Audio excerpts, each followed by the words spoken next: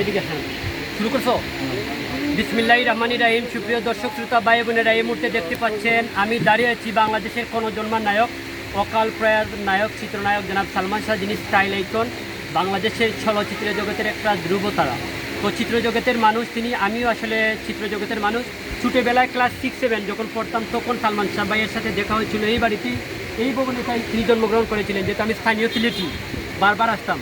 তারপরে আমি সিনেমা দেখা শুরু করি সালমান শাহ থেকে শুরু করে। তারপরে প্রেমের তাজমহল নামে একটা ছবি রয়েছে, যে ছবিটি আমি প্রতিদিনই গান দেখি। আমার প্রেমের তাজমহল, আমার প্রেমের তাজমহল একটা গান রয়েছে সুপারহিট, শাবনূর এবং রিয়াজ।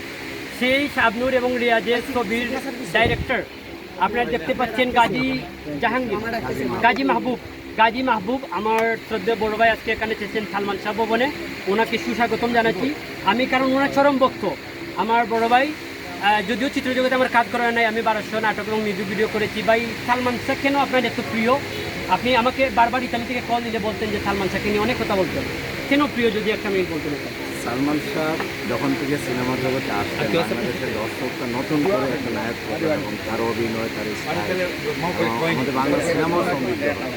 যে কারণ থেকে সালমান শাহ আমাদেরও প্রিয় এবং আমাদের কাছেও জনপ্রিয়। এবং সালমান শাহ সবচেয়ে বড় ভালো বিষয় ছিল তার আদব, কায়দা, ব্যবহার। আমরা গর্বিত সালমান শাহকে নিয়ে, এবং তার অকাল মৃত্যু আমাদেরকে আঘাত করেছে, বাংলা সিনেমার অনেক বড় ক্ষতি হয়েছে। সেই জায়গা থেকে আরও বেশি, যেমন আজকে সালমান শাহ ঠিক সেই ভূমিকে আমরা আগে কথা বলছি, ঢাকা থেকে চলে আসছি, এটা মনের টান।